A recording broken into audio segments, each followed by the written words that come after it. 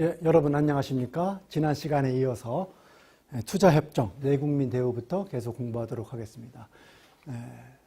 투자협정의 제일 큰 항목 중에 하나입니다. 내국민 대우, 최혜국 대우입니다. 내국민 대우, 투자를 유치한 나라가 그 나라 국민에 대해서 대우하고 있는 것과 똑같이 외국인 투자자를 대접하라는 얘기입니다. 자, 칸츄리 A가, A라는 나라가 칸츄리 B, 그 투자협정 상대방이죠. 칸츄리 B의 투자자나 투자에 대해서 A 나라가 비슷한 상황에서 이러한 영업상의 분야에 있어서 자기 나라, A나라 국민이나 투자에 부여하는 것과 똑같은 차별되지 않는 똑같은 절차를, 똑같은 대우를 부여해라 하는 얘기입니다. 국민과 똑같이 대우하라. 투자 전 단계를 보호하고 투자 후 단계를 보호한다 그랬습니다. 협정에 따라서 투자 전 단계까지 보호하는 것은 설립, 인수, 확장, 영어로는 아마 Establishment, Acquisition, Expansion 이렇게 되어 있을 겁니다. Management, Conduct, Operation 이렇게 쭉 나갈 겁니다. 즉 설립, 인수, 확장까지 들어가 있으면은 투자 전 단계까지 보호하는 것이고, 투자 후 단계까지 보호하는 협정 같으면은 경영, 영업, 운영, 매각, 이박계, 처분 등에 있어서 내국민한테 부여하는 것과 똑같은 대우를 부여하라 이렇게 되어 있습니다. 여기에서 쟁점이 되는 것은 이겁니다. Like circumstances. 동종 상황의 예고.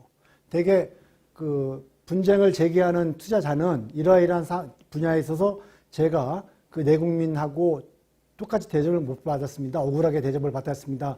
라고 제소를 하면 그에 대한 이제 투자국의 2차적인 반응은 그 잘못 오해를 하셨는데 이게 비슷한 경우에 저희가 그 대접을 똑같게 해드린다는 얘기였습니다. 지금 말씀하시는 것은 이 유사한 상황이 아닙니다. 동종 상황이 아닙니다. 그래서 대개 이 내국민 대우가 쟁점이 되는 그 분쟁은 동종 상황이냐 아니냐 이게 쟁점이 되는 경우가 많이 있습니다. 차별이 있긴 있는데 법적으로 차별하는 경우 또는 법적으로는 그러한 그 차별 요소가 없는데 결과적으로 드facto로 차별이 된 경우 모두 다 포함이 되는 것으로 차별인 것으로 판례는 형성이 되고 있습니다. 이것도 판례에 의해서 되게 인정이 되는 겁니다. 굳이 처음부터 차별을 하려고 하는 그런 악의는 없었다. 나쁜 마음은 없었고 뭐 의도한 바도 아니었는데 결과적으로 그러한 그 차별이 됐다고 뭐 발생됐다고 하면은 그건 유감입니다. 라고 할 수 없다는 겁니다. 차별의 효과가 발생했으면 차별의 의도도 있었던 것으로 인정을 하는 것이 지금까지 나온 일관된 판례입니다. 최혜국 대우는 다들 아실 겁니다. 외국과 똑같이 대접하라는 겁니다. 신화했죠? 그 범위는 같을 겁니다. 이게 투자 전이면은 이것도 포함이 되고 투자 후면은 설립, 인수, 확장에 빠지겠죠. 이 분야에 있어서 이 양자협정의 체결국이 아닌 논파티, 협정 당사국이 아닌 제3국의 투자나 투자자에서 부여하는 것과 똑같은 대우를 부여하시라. 최혜국 대우죠. 역시 마찬가지로 like circumstance가 들어갑니다. 이게 동종 상황이냐 아니냐. 그런데 이 IS 재판에서 이 최혜국 대우가 원형되는 경우는 이 동종 상황이냐 아니냐 이 경우보다는 분쟁 조항의 적용 여부 때문에 그렇습니다. 이것 때문에 최혜국 대우가 적용되는 경우가 많습니다. 그러니까 다른 나라에 부여하는 것과 똑같은 대우를 나한테도 부여하라라는 이제 조항이거든요. 그러니까 보면은 분쟁이 발생했을 경우에 어떠한 절차로 취급을 한다, 처리를 한다 하는 그 분쟁 해결 조항이 있을 수가 있습니다. 그런데 그 분쟁을 제기한 제가 미국 투자자라 그럽시다. 그리고 한국 정부가 이제 투자를 유치한 나라고 미국 투자자인 내가 한국에 대해서 분쟁을 제기를 했는데 한미 FTA에 적혀져 있는 분쟁 해결 제도보다 한국이 캐나다, 한국이 싱가포르, 한국이 예를 들어서 인도, 예를 들어 한국이 인도랑 체결한 그 협정의 분쟁 해결 절차가 지금 내가 보기에 좀 유리해 보입니다. 그럴 경우에 제가 비록 한미 FTA에 의해서 한국 정부에 대해서 분쟁을 제기하긴 하지만 한미 FTA에 적혀져 있는 분쟁 해결 절차가 아니라 나는 한국과 인도의 FTA에 적혀져 있는 분쟁 해결 절차를 내가 쓰겠다. 왜? MFN으로 하라 그랬으니까 똑같은 대우를 부여하라 그랬으니까 지금 한국 인도의 FTA에 적혀져 있는 분쟁 해결 절차가 한미 FTA에 적혀져 있는 분쟁 해결 절차보다는 내가 보기에는 훨씬 더 혜택이 많다. 나 그래서 한국 인도 FTA에 적혀져 있는 분쟁 해결 절차를 쓰겠다라고 주장을 할 수 있느냐 없느냐 라는 그 다툼이 많았습니다. 과연 분쟁 해결 절차가 최애국 대우의 적용 대상이 되느냐 안 되느냐. 된다는 판정도 있고 안 된다는 판정도 있습니다. 그래서 여기 나와 있죠. 분쟁 조항을 FTA 분쟁 조항을 최애국 대우의 적용 대상에서 배제하려고 할 때에는 아예 협정 내에다가 그걸 적시하는 추세입니다. 왜냐하면 지금까지 판례가 많이 갈리기 때문에. 제가 처음 아마 지난번 강의에 나왔을 겁니다. 이 공정공평 대우가 분쟁의 핵심이라고. 대개 분쟁을 하는 이유 중에 하나가 투자 유치국이 투자자에 대해서 공정하고 공평하게 대우를 하지 않았다는 시비가 많습니다. 그럼 공정공평 대우가 뭐냐? 어떻게 적혀져 있냐? 되게 되어 있습니다. 투자 유치국은 투자협정의 당사국은 상대방에 대해서 이 투자 적용이 되는 카바드 인베스트먼트에 대해서 또는 투자자에 대해서 상대국의 투자나 투자자에 대해서 어떤 대우를 부여를 해야 되는데 그 대우라고 하는 것이 여기 되어 있습니다. Fair and Equitable Treatment 또는 그리고 Full Protection and Security 이렇게 되어 있습니다. 한미 FTA는 in accordance with customary international law라는 관습적인 국제법에 의거하여라는 표현이 들어가 있습니다. 대부분의 협정에는 한미 FTA가 아닌 기존의 다른 협정에는 이 말이 없는 경우가 많이 있습니다. 그렇게 되면 막연하게 어떻게 되어 있냐면은 투자 유치국은 상대방의 투자에 대해서 공정하고 공평한 대우를 부여합니다. 또는 상대방의 투자자나 투자에 대해서 최대한의 보호와 안전을 제공합니다. 라고 되어 있습니다. 아주 한 줄입니다. 그러면은 이 Fair and Equitable Treatment가 무엇인지 어떻게 해야지 페어가 인지 아닌지 어떻게 해야지 equitable인지 inequitable인지에 대해서는 지금까지 나와 있는 협정에 없습니다. 이것을 규정하고 있는 협정은 없습니다. Full Protection and Security 투자나 투자자에 대해서 최대한의 완전한 보호를 제공한다는 것이 완전한 보호라는 것이 뭔지 완전한 안전보장이라는 것이 뭔지 여기에 대해서도 합의가 없습니다. 대부분의 협정에 보면은 외국인 투자에 대해서 공정하고 공평한 대우를 한다라고 한 줄로 적혀져 있는 것이 많습니다. 이 풀 프로텍션은 이 공정하고 공평한 대우의 한 부분으로 들어가 있는 경우도 있고 따로 독립되어 있는 경우도 있기는 합니다. 이 두 가지가 뭔지는 설명이 안 됩니다. 이 한미 FTA는 여기에는 이제 이 국제 관습법상 인정되는 범위 내에서 공정 공평 대우를 한다 또는 프로텍션을 한다라고는 언급을 해놓고 이것이 무엇인지에 대해서는 합의된 바가 없기 때문에 그 혼동을 방지하기 위해서 아예 추가적으로 또 한 구절을 더 적어놨습니다. 이건 한미 FTA에 적혀져 있는 내용입니다. 다른 협정에는 없는 경우가 태반입니다. 패러그래프 1, 이게 패러그래프 1입니다. 패러그래프 1이라 함은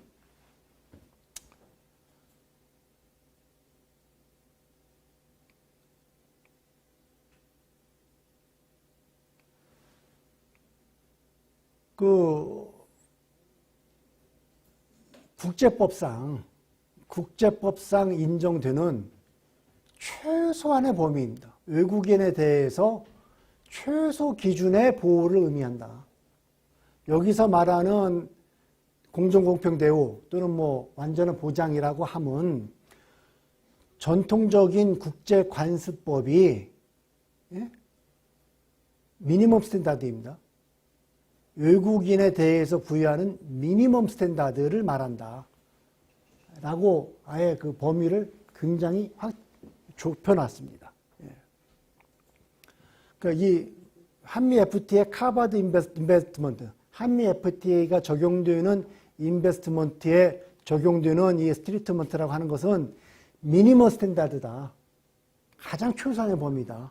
그것도 국제관습법상의 외국인에 대해서 인정되는 가장 최소한의 범위다라고 해서 이 공정공평 대우 풀 프로텍션의 범위를 아주 좁혀놨습니다. 그래놓고도 더 자신이 없어서 더 적어놨습니다. 여기서 말하는 Fair and Equitable Treatment입니다. Full Protection and Security입니다. 이 FET하고 FPS는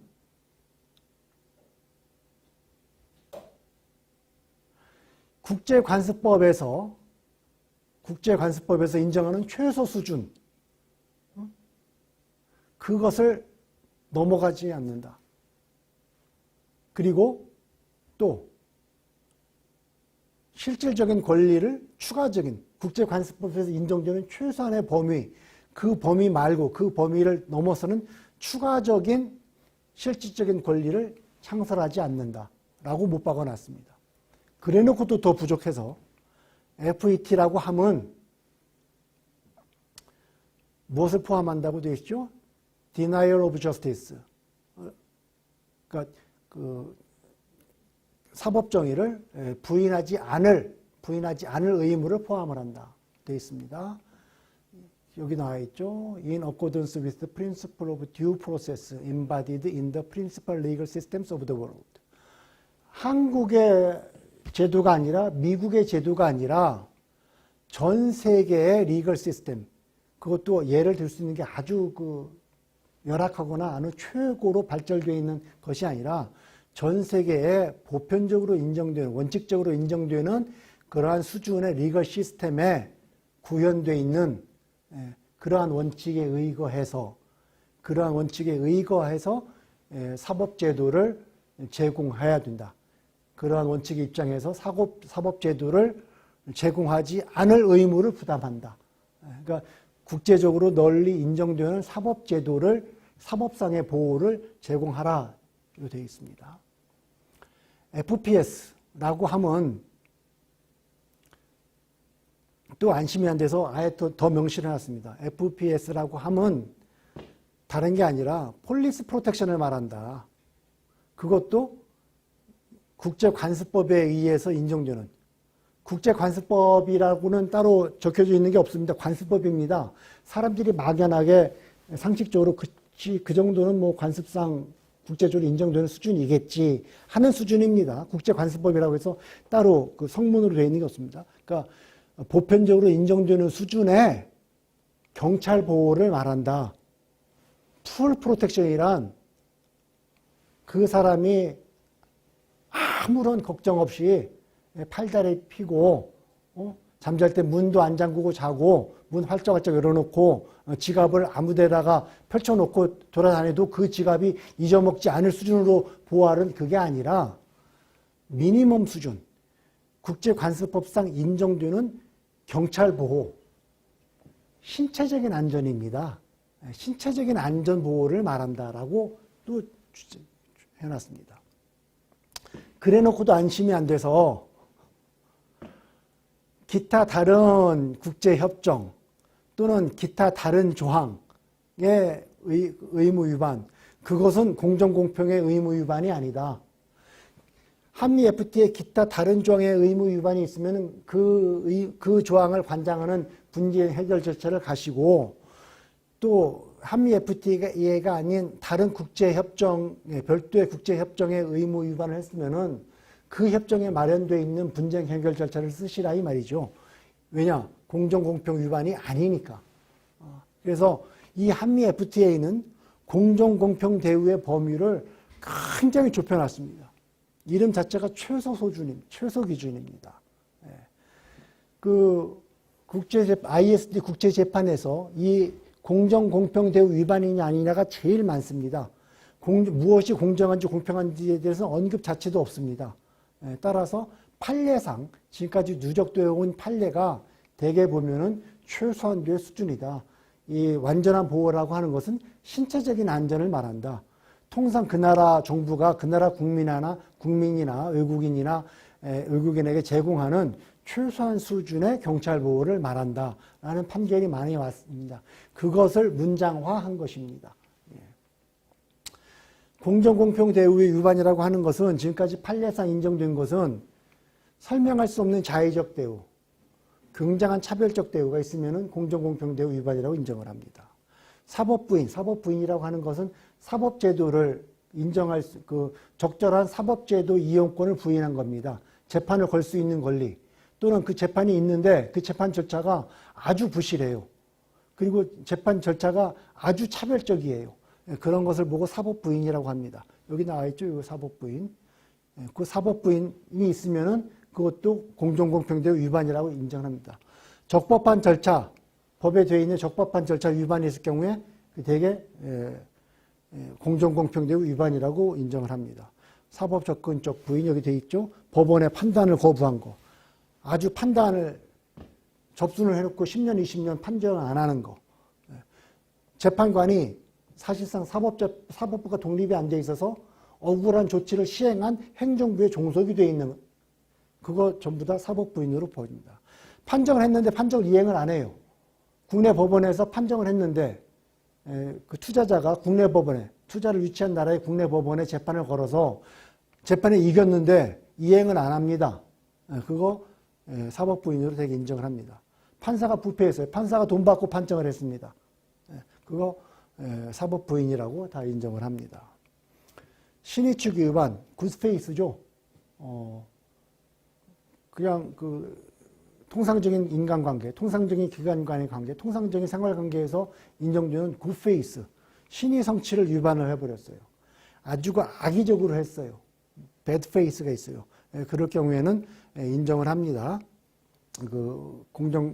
공정공평대우 위반이라고 인정을 합니다. 하지만 공정공평대우 위반을 구성하기 위해서 반드시 그 특정 행위를 시작할 때 그 특정 행위를 하려고 하는 어떤 악의를 가지고 특정 행위를 했다는 것을 입증해야 되느냐? 그건 아닙니다. 아까 보면은 결과가 인정이, 차별의 결과가 인정이 되면은 차별의 의도가 있었다고 인정해야 한다 그러지 않았습니까? 마찬가지로 공정공평하게 대우하지 않겠다고, 위반을 하겠다고 하는 어떤 나쁜 의도를 가지고 시행을 했다는 것을 입증을 해야 되느냐? 그건 아닙니다. 이것도 들어갑니다. 정당한 기대가 위반이 됐을 경우에 공정공평대우 위반이라고 인정하는 경우가 왕왕 있습니다. 정당한 기대라고 하면 투자자가 기대를 하는 거예요. 투자자가 투자를 함에 있어서 당연히 이러한 게 있겠지라고 합리적으로 정당하게 기대를 했는데 투자 유치국이 그 기대를 분쇄를 한 겁니다. 어떠한 조치를 통해서. 그럴 경우에 내가 가지고 있는 정당한 기대, 즉 내가 투자를 함에 있어서, 투자를 결정함에 있어서 그 결정에 뒷받침이 됐던, 근거가 됐던 정당한 기대가 있었는데 그 기대를 이 투자 유치국이 훼손시켰다. 그럴 경우에는 공정공평대우 위반이다라고 주장을 합니다. 그리고 경우에 따라서는 인정이 됩니다. 자, 어떤 기대냐면은 투자 유치국의 정치, 경제, 사회, 문화, 역사적 조건들도 복합적으로 고려를 해야 된다. 그리고 투자 유치국이 제시한 조건에 근거를 해야 된다. 투자 결정과 동조건 간의 인과관계가 있어야 된다. 이럴 경우에는, 이러한 요건이 충족됐을 경우에는 그 합당한 기대, 투자자가 가지고 있던 기대가 무너졌을 경우, 훼손됐을 경우, 투자 유치국의 조치로 인해서 그럴 경우에는 공정공평대우 위반이라고 이해를 합니다. 좀 더 부연해서 설명을 하면은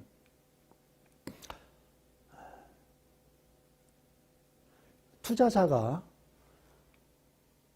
어떠한 그 근거를 가지고 어떤 조건을 가지고 그 투자 유치국의 여러 가지 조건을 고려를 해서 그 조건에 기반을 해서 투자를 하겠다고 인과관계가 인정되게 결정을 했어요. 투자의 근거가 되게 결정을 했습니다. 그러니까 어떤 기대를 했는데 그 기대가 이 투자를 하게 된 그 원인이 됐습니다.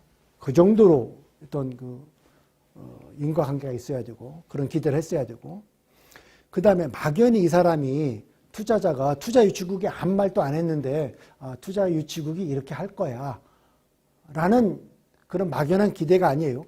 투자 유치국이 우리나라에 투자를 하시면 이러하게 할 것입니다. 그러니 안심하시고 투자를 하십시오 라고 해서 이 투자 유치국이 제시한 조건을 믿고서 투자를 했어야 됩니다. 그런데 그것을 믿고서 인과관계가 인정되게 결정함에 있어서 그 투자 유치국의 전반적인 정치 형태, 전반적인 경제 상황, 전반적인 사회, 앞으로의 지금의 문화 정도, 역사적인 조건들 이런 것도 투자자가 포괄적으로 합리적으로 인정을 감안을 했어야 된다 이겁니다. 이런 것까지 다 감안을 해서 결정을 했는데 기대를 했는데 그 기대를 투자 유치국이 분쇄를 했어요. 그럴 경우에는 공정공평대우 위반을 했다고 이해를 합니다. 이 밑에 두 가지는 되게 많이 인정이 되는데 이게 뭐냐면은 예를 들어서 어떤 환경 보호에 관한 것이라고 그럽시다. 어떤 기대를 했는데 투자자 정부가 환경 보호를 강화하는 조치를 취함으로써 내가 취했던 투자가 훼손이 됐어요. 그렇다 그럽시다. 그럴 때에는 이겁니다. 그 투자자가 합리적으로 기대를 했을 때 그 기대의 범위 내에는 이 투자 유치국이 과거부터 지금까지 환경 보호에 대해서 굉장히 민감하게 생각을 해왔고 그리고 이 투자가 이루어진 지역이 이 투자 유치국에 있어서 환경적으로 아주 중요한 지역이고 그리고 그 지역의 환경 보호를 위해서 그 나라 그 지역의 주민이나 또는 그 지자체가 그 이전부터 밀접하게 생각을 해왔고 투자가 진행된 또는 투자가 이루어진 그 후에도 그러한 환경에 관한 밀접한 행위를 해왔다 이거예요. 그랬는데 거기에 플러스 그 환경을 좀 더 강화하는 조치를 취했습니다. 근데 그 취한 것이 처음에 이 조건에 맞지 않았고 인과관계가 있다 할지라도 합리적으로 볼 때 투자자는 그러한 투자 유치국이 환경에 관해서 엄밀한 조건을 앞으로도 취해 갈 것이라고 전반적인 조건을 고려했을 때 했었어야 된다는 거죠. 그랬다면은 이 투자 유치국이 환경을 좀 더 강화하는 조치를 취함으로 해서 내 투자가 영향을 받을 수 있다라고 하는 것까지 합리적인 기대를 했었어야 한다는 겁니다. 그런 것까지 고려를 해서 했는데도 불구하고 부당하게 이 투자가 영향을 받았다. 그러면 공정공평대우 위반이라고 인정을 합니다. 자, 이러한 것이 되게 지금까지 인정되어 온 공정공평대우를 위반을 하는 분야인데요. 판정을 나가면은 그러면은 어느 정도로 합리적인 기대를 무너뜨려야 되느냐, 어느 정도 신의치고 위반했어야 되느냐, 어느 정도 사법부인했어야 되느냐, 어느 정도로 자의적이었어야 되느냐, 거기에 대해서는 또 한 가지는 투명하지 않은 조치를 취했을 경우에도 공정공평대우 위반이라고 봅니다. 지금까지 이러한 행위를 어느 정도까지 했어야 되느냐라는 판정이 지금까지 나와 있는 경우에 되게 이렇습니다. 이러한 조치가 얼토당토하지 않게 이루어졌거나 아우레이저스 또는 이상할 정도로 이루어졌거나 악의에 의해서 이루어졌거나 또는 국제적으로 인정되는 국제기구에 굉장히 빌로우하거나 미치거나 그리고 그 자의성이 명시적으로 표현이 됐거나 그리고 이 사법부인이 전반적으로 이루어졌거나 이럴 때에야 공정공평대우가 위반됐다라고 합니다. 그러니까 요 공정공평대우 위반이라고 하는 그 스레시홀드 기준은 그렇게 그 녹록하지가 않습니다. 상당히 높습니다. 근데 이러한 내용은 법으로 판례로 인정되는 겁니다. 법으로 규정되지는 않았습니다. 따라서 판사에 의해서는 재판부에서는 어떤 경우에는 이 배드페이스를 넣는 경우도 있고 빼는 경우도 있고 아웃레이저스 어느 정도 돼야지 아웃레이저스하냐 어느 정도 돼야지 얼토당토한 거냐라는 거에 대해서는 판정이 갈릴 수가 있긴 합니다. 수용 및 보상 그 다음 또 많이 일어나는 것이 수용 또는 보상에 관한 판정입니다. 그 협정에 보면은 외국인의 투자를 국가 정부가 수용할 수가 있습니다. 국민의 재산을 수용하는 것은 국가의 주권적인 행위입니다. 수용할 수 있습니다. 외국인 자산이라고 해서 수용 못하는 거 아닙니다. 수용할 수 있습니다.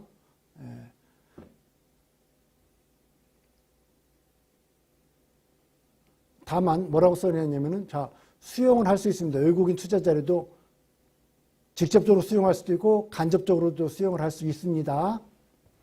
이걸 보장하는 한, 이 말은 수용할 수 없다고 되어 있지만은 except에는 써놨기 때문에 이것을 보장하기만 하면은 외국인 자산이라 할지라도 수용할 수 있다는 얘기죠. 그러면 근데 이 내용은 일반 국내 자산에도 똑같이 적용이 됩니다. 수용을 하려면 이걸 다 해야 돼요. 공적인 목적으로 수용해야죠. 사적인 목적으로 수용 못합니다. 수용할 때 차별적으로 해야죠. 비차별적으로 해야죠. 당연하죠. 수용을 했으면은 지불을 해야 됩니다. 수용 대가를 즉시 지불해야죠. 땅은 지금 뺐고 돈은 100년 후에 준다. 이런 거 안 되죠. 1000만 원짜리 땅을 수용을 해놓고 10만 원 줘서는 안 되죠. 이펙티브하게 컴펜세이션 해야 됩니다. 외국인 땅을 수용을 해놓고 하나로 우리나라 돈으로 줘요. 그래놓고 그 돈에 대해서는 달러로 바꿀 수 없다라고 합니다. 그러면 이펙티브하지 않죠? 또는 외국인의 땅에 대해서 즉시 적절하게 보상을 한다고 해놓고 예를 들어서 뭐라 그럴까요? 저기 아프리카의 어떤 이상한 나라에 돈으로 줬어요. 국제적으로 통용이 안 되는. 큰 이펙티브한 것이 아니죠. 그 다음에 수용에 관해서 우리나라도 절차가 있습니다. 이 절차를 다 지켜야죠. 이거 절차 지키면은 우리나라 국민이라도 수용할 수 있습니다. 외국 자산이라도 당연히 수용할 수 있습니다. 컴펜세이션, 여기서 말하는 컴펜세이션 되어 있습니다. 컴펜세이션은 즉시 하죠. 여기 되어 있습니다. without delay 해야 됩니다. 여기 되어 있습니다. 이펙티브 때문에 나와 있는 말인데 마켓 밸류 시장 가격으로 해야 됩니다. 땅을 수용을 했는데 그때 시세로 값을 쳐줘야죠. 그러니까 수용을 하겠다고 발표가 된 그 바로 직전에 시장 가격으로 줘야지 수용하겠다고 발표 나면은 그 다음날부터 땅값 떨어집니다. 떨어진 가격으로 보상해주면 안 되죠. 수용 발표 나기 직전에 시장 가격으로 해야죠. 자, 수용을 하겠다고 의사를 발표할 수가 있어요. 어느 지역에 세종시에 신도시를 건설하기 위해서 수용할 겁니다. 라고 2년 전, 3년 전에 정부가 방침을 발표할 수 있습니다. 실제 지금 수용 명령은 도시계획이 어느 정도 정비가 된 후 2, 3년 후에 발표할 수가 있습니다. 그 2, 3년 동안에 가격 변동이 있겠죠. 그 변동 반영하는 건 아닙니다. 그리고 돈을 주려면 지금 말했습니다. 아까 말했죠. 바꿀 수 없는 이상한 나라 돈으로 주면 안 되죠. 자유롭게 환산할 수 있는, 쉽게 실현할 수 있는, 완전히 실현할 수 있는 돈으로 지불을 해야 됩니다. 페어 마켓 밸류라 함은 공정한 시장 가격이라고 하면 수용 당일의 시장 가격입니다. 거기다가 수용을 한 날짜, 이게 물건을 사고 파는 게 아니기 때문에 수용은 오늘 할 수 있고 실제 지불은 상당한 지난 다음에 지불할 수 있지 않겠습니까? 그 기간 동안에 상업적인 이자도 같이 줘야죠. 이 두 개를 합한 것이 페어마켓 발류입니다. 디렉트 익스프로포레이션, 그러니까 직접 수용은 우리가 흔히 말하고 있는 정부가 하는 직접 수용입니다. 수용령 발표해서 그 사람한테 이 절차를 거쳐서 돈 주고 합법적으로 수용하는 것입니다. 우리가 통상 알고 있는 그러한 그 수용령입니다. 여기까지는 대개 이게 그 FTA, 한미 FTA 자세하게 써놨습니다. 보통 그 협정에는 여기까지만 써놓습니다. 따라서 이것에 대해서 이것이 의미하는 바가 무엇인지 그 시비가 많이 걸렸습니다. 그래서 좀 더 자세하게 적어 놓은 거고요. 수용에 관련돼서 진짜 시비가 일어나는 경우는 요 직접 수용. 이 직접 수용은 그렇게 많지가 않습니다. 직접 수용은 정부가 수용한다고 공식적으로 발표를 했고 수용에 따른 그 나라의 법이 있기 때문에 그 법을 준수를 해서 보상을 다 합니다. 그래서 직접 수용은 그렇게 문제가 많이 안 일어나는데 문제는 어디서 많이 일어나면은 간접 수용에서 많이 일어납니다. Indirect expropriation. 겉으로 드러나는 행위는 수용은 아닌데 실제적인 행위는 완전히 수용이나 마찬가지예요. 그런 행위가 되어 있습니다.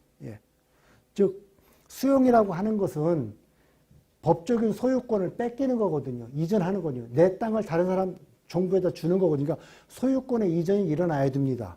자, 소유권의 이전은 일어나지가 않았습니다.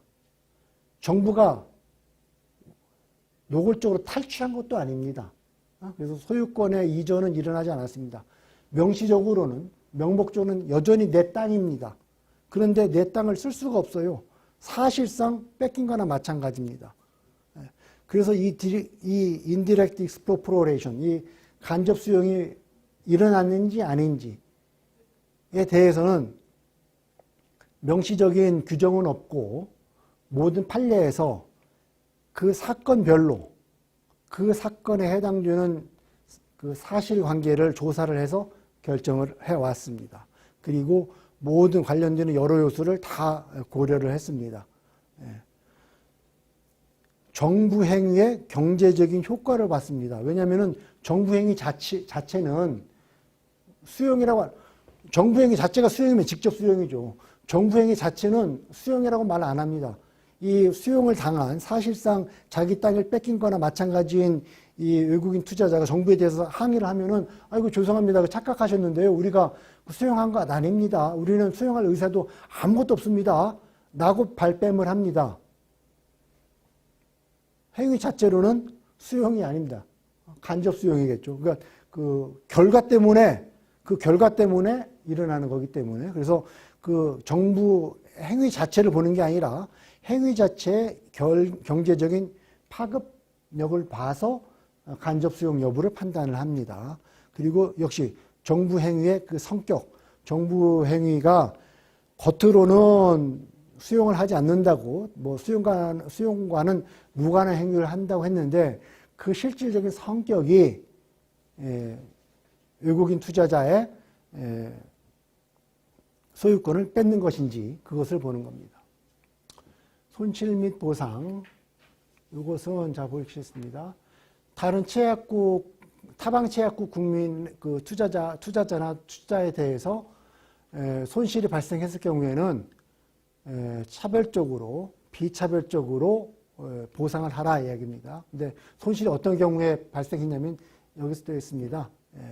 전쟁이나 무력 충동이나 반란이나 폭동이나 소요나 내란이나 이런 경우가 있을 경우에는 그 나라 내국민에게도 발생할 수가 있고 제3국 외국인에 대해서도 어떤 손해가 발생할 수 있지 않습니까? 이건 어쩔 수 없는 행위죠. 그럴 경우에 여기에 대해서는 이 행위를 막지 못한 책임을 묻는 건 아니고 이 행위가 일어났으면은 그로 인한 그 보상을 하게 되면은 비차별적으로 하라 이렇게 되어 있습니다. 자, 이러한 상황에 대해서 이러한 상황이 일어났는데 군대에 의해서 또는 그 당국에 의해서 증발, 파괴가 일어났어요. 이것은 정부의 행위 아닙니까? 이건 전쟁이면은 협정을 맺은 그 당사국이 아니라 전혀 제3국의 군대에 의해 있을 수가 있고, 무력 충돌도 정부가 개입이 안 된 제3자 간의 무력 충돌일 수 있고, 반란 폭도 소요 내라면 말할 것도 없이 그 나라 국민이 일으키는 거니까 정부가 일으킨 건 아니잖아요. 그러니까 여기에 나온 그 손실은 감수할 수밖에 없습니다. 그런데 이로 인한 손실을 만약에 보상을 한다면은, 그러면은 비차별적으로 대우를 해달라는 얘기고, 여기는 다릅니다. 이러한 상황에서 협정을 체결한 그 나라 군대, 그 나라 당국에 의해서 일어났습니다. 징발 파괴 등이 일어났습니다. 그것은 협정 당사국의 책임 아닙니까? 거기에 대해서는 원상 회복해라, 보상을 전부 다 해라 라고 규정이 되어 있습니다. 자, 협정에 따라서는 스테이트 오브 이머전시라고 표현이 되는 경우도 있습니다. 이러한 경우 말고 이것보다 좀 더 급한 경우죠. 긴급 상황입니다. 예를 들어서 요즘 코로나가 유행하고 있으니까 코로나 유행하고 있는 이 상황을 긴급 상황으로 볼 거냐 말 거냐 볼 수 있죠. 판례에서는 그 외환위기, 그 아르헨티나가 많이 그렇습니다. 아르헨티나가 수차례 외환위기를 거쳤는데 그 아르헨티나가 겪은 외환위기를 국가 긴급 상황으로 볼 것인지 말 것인지 라는 그 판례가 여러 번 있었습니다. 천재지변이 포함되는 경우도 있습니다. 자, 보상 기준은 통상 수용을 할 때 적용되는 보상 기준. 아까 나왔습니다. 즉시 해야 되고요. 시장 가격으로 해야 되고요. 뭐 쭉쭉 나왔습니다. 그것을 준용하기는 하는데, 이런 경우에는 그 피해 범위가 워낙 방대하다면은 100% 보상하기가 어려운 경우도 물론 있을 수 있겠죠. 송금 보장. 외국인 투자자가 투자를 하는 이유는 돈을 벌어서 그 번 돈을 외국에, 자기 본국에 다시 송금하기 위해서입니다. 투자는 다 허락을 했는데, 장사도 하고, 내국민 대우도 보호를 했고, 최고급 대우도 보호를 했고, 공정공평 대우도 해줬고, 그 다음에 그 완전한 그 안전도 다 보장을 해줬어요.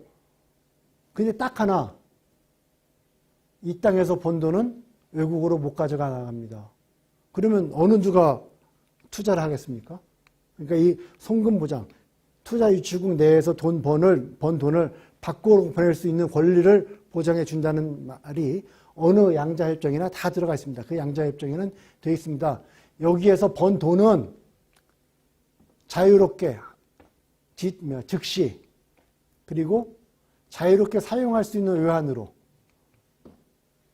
그것도 정부가 고시한 환율이 아니라 일반 외환 시장에서 통용되는 환율로 바꿀 수 있는 그 외환으로 보낼 수 있습니다. 트랜스퍼할 수 있도록 허락을 해야 됩니다. 그리고 특정한 경우에 이 트랜스퍼, 그 돈을 외국으로 내보내는 것을 특정한 경우에는 프리벤트 할 수 있죠. 그것을 예외적으로 적어놨습니다. 자, 채권자가 지금 뱅크럽트 됐거나 인솔번시, 돈을 갚을 수 없거나, 아니죠. 다릅니다. 그 회사가 뱅크럽트 됐거나 인솔번시 됐거나, 투자한 회사가, 그러니까 인베스트먼트가 뱅크럽트 됐어요. 그럴 경우에는 그 회사가 국내에서 돈을 지불해야 될 책임이 있을 수도 있지 않습니까? 국내에 채권을 보호해 줄 수가 있지 않습니까? 그럴 경우는 일단 그 돈을 송금을 금지시켜 놓고 국내에 채권 채무 관계를 정리하려고 할 수가 있겠죠. 인솔번시도 마찬가지입니다. 그리고 합당하게 외국 투자자에 대해서 권리 관계를 가지고 있는 국내 투자자가 있을 수 있지 않습니까? 그 투자자를 보호할 목적으로 우선 막을 수가 있죠. 그 다음에 어떤 그 파생 상품이나 옵션이나 선물이나 또는 기타 채권 등의 경우에는 막을 수가 있습니다. 그러니까 요즘은 이 재무 거래가 굉장히 복잡해서 아주 복잡한 그 선물 거래 또는 파생 거래를 해서 그 파생 거래나 선물 거래를 통해서 돈이 이러한 경우가 생겼을 경우에 먼저 인출되도록 디자인할 수가 있습니다. 그럴 경우에는 억울할 것 아닙니까? 투자 유치국 입장에서 그런 경우를 막을 수가 있습니다. 그 다음에 이게 범죄를 막거나 또 법을 집행할 목적으로 또는 어떤 그 다른 그 판정이나 명령을 준수할 목적으로는 예외적으로 막을 수 있는데 이러한 상황이 아니라면은 송금을 보장해야 되죠. 이행 요건을 부과할 수 없습니다. 투자를 했다고 해서 외국인 투자를 했다고 해서 거기서 생산한 상품 일정 부분 서비스나 상품 일정 부분 수출하시라 또는 국내에 있는 부품을 사용하시라 국내에 있는 상품을 반드시 쓰라 국내 상인한테서 사시라 이런 거 할 수 없다는 얘기입니다. 투자했다고 해서 국내에다 기술 반드시 이전하라 이거 거기에 나와 있습니다. 트림스 협정에 나와 있습니다. 투자와 관련된 WTO에 투자와 관련된 협정이 있습니다. 트림스 협정에 나와 있는 내용 집어넣은 것입니다. 자, 이러한 이행 요건을 부과할 수 없는 예외되는 경우 몇 가지 적어놨습니다. 법과 국내법과 규정을 준수하기 위해서 불가피한 경우 어쩔 수 없죠. 이것도 대개 보면은 가트의 일반적 예외에 포함되는 내용들입니다. 국민의 생명 건강을 보호하기 위해서 천연자원을 보호하기 위해서 또는 이 뒤에도 많이 있습니다. 국가의 내셔널 트레저 국보 보호하기 위해서 그 천연자원 보호하기 위해서 또 금과 은을 보호하기 위해서 여러 가지 많이 있습니다. 정부 조달에는 적용 안 됩니다. 이런 거 있습니다. 분쟁 해결은 되어 있습니다. 모든 협정에 분쟁 해결 조항이 있는데 분쟁 해결 조항에 보면은 그 국가와 국가 간에 투자협정을 맺은 국가와 투자협정을 맺은 국가 간의 분쟁 그것은 별 문제 안 됩니다. 그 국가와 국가 간의 분쟁은 일어나는 경우가 아주 드뭅니다. 투자를 유치한 국가와 투자를 한 사람 간의 개인과 국가 간의 분쟁입니다. 이게 제일 많습니다. 여기에 대해서는 대개 어떻게 적용이 되어 있냐면은 우선 말로 한번 하시라. 말로 하시라. 그래서 우호적 해결을 모색하시라. 써 있습니다. 최소한 그 말로 하는 그 기간을 X개월 정도는 하시라 또는 X년을 하시라. 이게 그러니까 지금 그 콜링 피어리어드라 그럽니다. 자, 일정한 기간이 지난 후에 일단은 투자 유치국, 그러니까 투자를 한 그 나라 내부의 법원에 회부를 하라 또는 중재를 하라 이렇게 되어 있습니다. 오합니다. 대개 그래놓고 이 중재를 할 수 있는 기관이라 함은 해놓고 적어놓습니다. 이 중재를 할 수 있는 기관이라 함은 익시즈를 말한다 또는 UNCTRAL이라고 하는 언크타되어 있습니다. 비슷한 기능합니다. UNCTRAL에 역시 이런 그 ISDD 절차가 마련되어 있습니다. 그걸 이용하시든지 또는 당사국이 별도로 합의하는 중재를 하든지 이 셋 중에 하나를 고르시라고 대개는 적혀져 있습니다. 그래놓고 그 밑에 적혀져 있기로 택일 방식입니다. 또는 국내 구제 소진 방식입니다. 이건 협정마다 다릅니다. 택일 방식은 일단 X개월 후에 쿨링 피어리어드 냉각 기간이 끝난 후에 투자 유치국 법원에 또는 중재에 회부하라 그랬으니까 일단 법원에 회부를 했으면은 그 결정은 최종적이에요. 일단 법원 선택했으면은 중재 못 합니다. 법원 절차가 끝이에요. 또는 법원에 가지 않고 중재를 하기로 했으면은 중재로 가야 됩니다. 중재로 갔다가 좀 불리하니까 다시 법원으로 올 수 없습니다. 그러니까 이 둘 중에 하나 고른 것은 최종적이고 번복 못 합니다. 이 포크란 얘기는 갈림길이란 뜻이에요. 영어에. 그러니까 길 가다가 갈림길에 나왔습니다. 갈림길 중에서 둘 중에 하나 갈림길 채택했으면은 다시 후퇴해서 다른 길 못 간다는 얘기입니다. 이렇게 적혀져 있는 경우가 있고 어떤 협정에는 국내 구제 소진 방식입니다. 일단은 투자유치국의 법원에 먼저 가시라. 그리고 그 절차가 다 끝난 후에 만족하지 못할 것 같으면 그때 국제중재로 가시라. 이렇게 적혀져 있는 경우가 많습니다. 이건 협정에 따라 다릅니다. 그 다음에 적혀져 있는 경우가 중재 회부가 가능한 시한이 적혀져 있는 경우가 많습니다. 대개 이 fork in the road라고 적혀져 있는 경우에 그렇습니다. 손실이 발생했거나 발생할 가능성이 있다고 인지한 시점부터 X년 이내, 3년 이내, 5년 이내에 분쟁을 제기하시라. 법원에 가시든지 또는 중재에 가시든지 대개 이 fork in the road를 할 경우에 이렇게 말씀입니다. 이게 그 손실이 발생했을 경우를 알았든지 발생했든지 그 후로 뭐 3년 이내에 중재를 시작하든지 5년 이내에 시작하든지 전혀 다 잊어먹었는데 10년 지나서 20년 지나서 나 20년 전에 손해봤다 라고 느닷없이 제소하지 말란 얘기입니다. 협정에 따라서는 금전적 손해의 배상의 지급 또는 분쟁의 실질적 해결을 수반하지 않는 소송은 국내에서도 제기할 수 있다.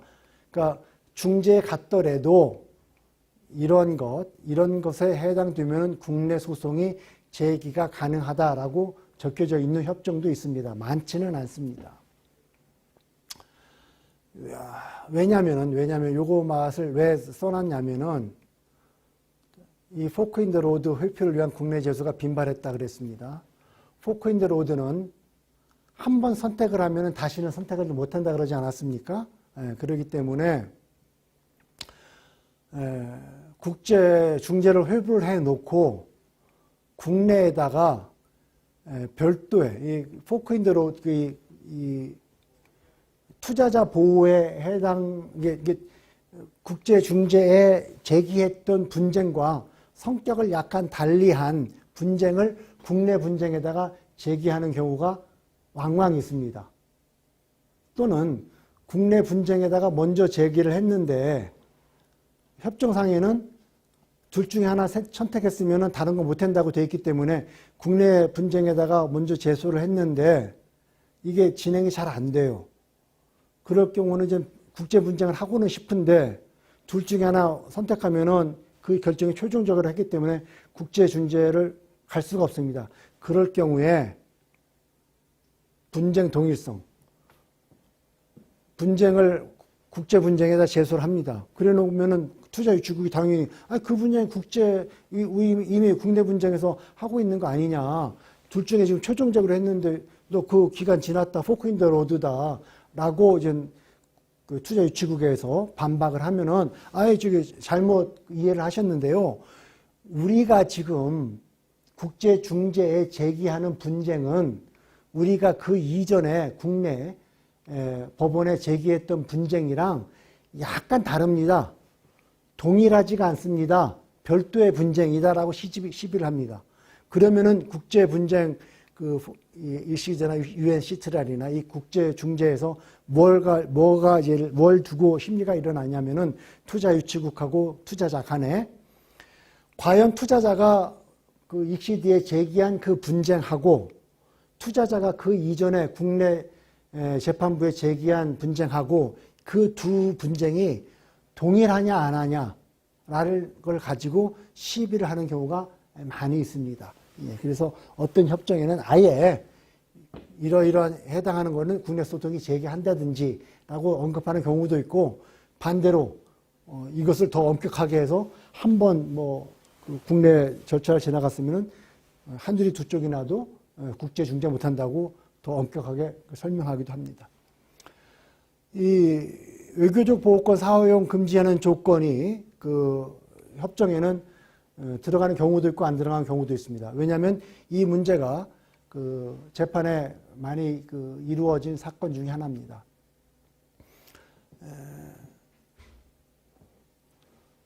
개인이 국가를 상대로 분쟁을 원래는 제기를 못합니다. 자기네 국민이 외국 정부에 의해서 침해를 받았으면은 그 국민을 대신하는 국가가 상대방 국가에 대해서 분쟁을 제기하는 겁니다. 시비를 제기하는 겁니다. 그걸 보고 외교적 보호권이라고 합니다. 내 국민이 피해를 받기 때문에 그 피해를 구제하기 위해서 국가가 상대를 하는 겁니다. 그걸 외교적 보호권이라고 합니다. 그 외교적 보호권은 국내 구제가 완전히 소진이 된 다음에 그 다음에 시행하는 것이 국제관습법상 인정이 되어 있는 겁니다. 이 ISD 분쟁은 개인이 투자 유치국을 상대로 개인이 국가를 상대로 분쟁을 제기하는 겁니다. 그래서 개인이 국가를 상대로 분쟁을 제기를 했는데 그 분쟁에서 개인이 졌어요. 그러니까 다시 자기 국제국한테 가서 우리가 이만저만해서 투자 유치국으로부터 부당하게 대우를 받아서 손해를 봤습니다. 그러니 내 이 손해를 구제를 해 주십시오. 라고 자기 본국 정부에 가서 다시 하소연을 합니다. 그러면 본국 정부가 다시 그 문제를 가지고 와서 투자 유치국을 상대로 또 제기를 하면은 투자 유치국은 얼마나 억울하겠습니까? 정식 재판까지 가서 이겼는데 다시 또 상대국 정부가 이번에 오니, 그러니 ISD 중재 사안에 대해서는 외교적 보호권이 적용이 안 된다라는 것을 아예 명시하는 협정도 많이 있습니다. 투자 유치국의 투자 계약 위반의 구제 수단, 이것도 협정에서 그 판정이 일어났기 때문에 그 투자 협정에 등재되는 경우가 종종 있는 협정입니다.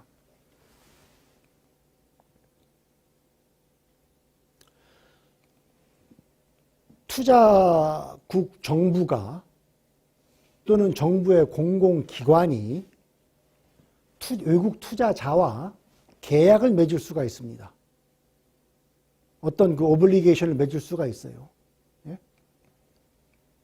정부가 외국인 투자자하고 같이 어떤 약속을 할 수가 있습니다. 대개 보면 이게 투자 계약이거나 뭐 투자 인가, 투자를 허락해 주겠다고 하는 투자 인가일 수도 있고, 또는 그 상호 간에 A와 B와 정식의 계약 당사자가 돼서 맺는 투자 계약일 수도 있고, 어떤 뭐 사업 계약일 수도 있고 그렇습니다. 그 계약을 체결을 했는데 그 체결한 정부가 위반을 해버렸어요. 그렇게 될 경우에 이 외국인 투자자는 어디서 법적인 보호를 받아야 됩니까? 결국은 계약 위반이기 때문에 계약 위반은 그 나라의 민법이 적용이 되니까 그 나라의 국내 법원에 갈 수밖에 없습니다. 근데 그 국내 법원이나 그 계약을 위반한 국가나 동일 당사자예요. 결국 다 한 통속이에요. 그러니 효과적으로 그 계약 위반에 대한 권리를 보장받을 수가 없습니다. 자, 그럴 경우에 그걸 방지하기 위해서 이 조항을 집어넣는 겁니다.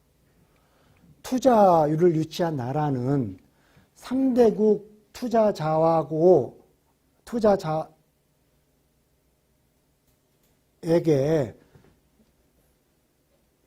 약속한 어떠한 종류의 의무든지, 그것이 약속이든지 언더테이킹인지 커미트먼트든지 의무든지 모두 준수한다 이렇게 되어 있습니다. 따라서 이 유치한 나라가 외국인 투자자랑 어떤 투자 계약을 맺었는데 그 계약을, 그 계약상의 의무가 있을 거 아닙니까? 그 계약을 위반했다고 칩시다. 준수해야 한다고 협정에 적어놨는데 그걸 위반을 했어요. 그렇게 되면은 그것은 직접적으로는 그 계약의 위반이기도 하지만 동시에 오브저브 한다고, 준수한다고 적어놓은 이 투자 협정의 위반이기도 합니다. 투자 조약의 위반이 됩니다. 따라서 투자 협정을 위반한 것이기 때문에 조약상의 의무를 위반한 것이거든요.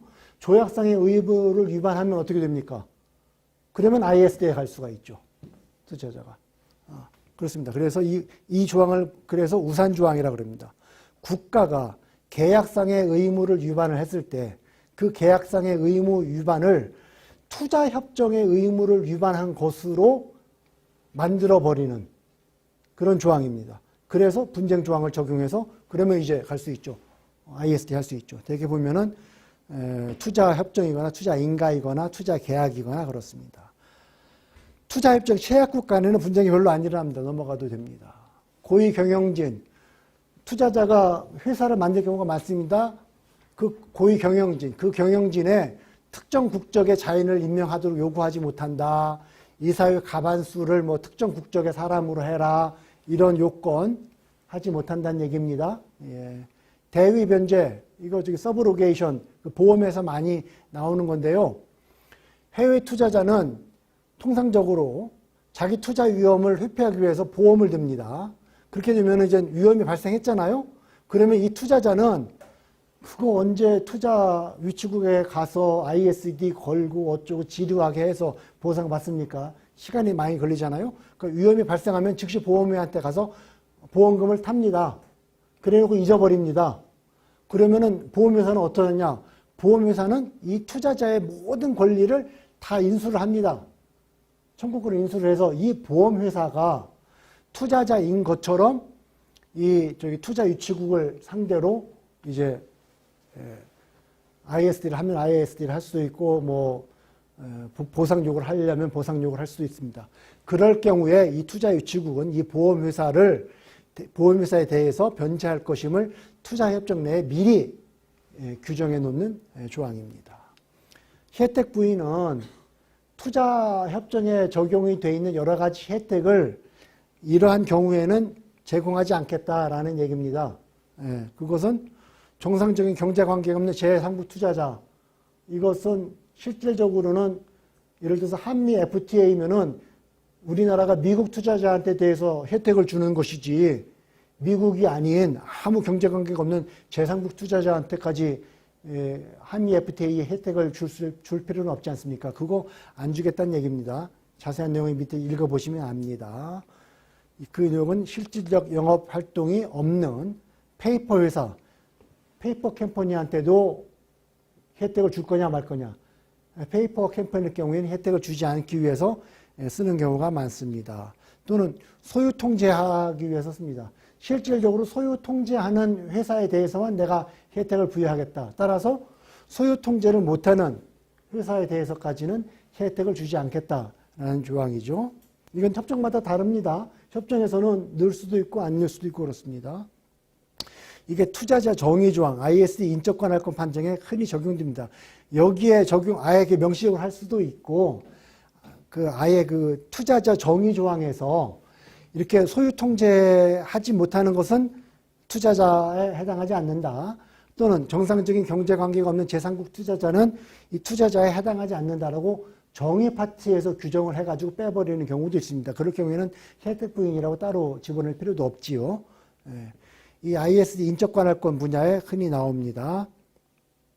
이게 Peers Incorporated Vaily라고 하는 법률적인 용어로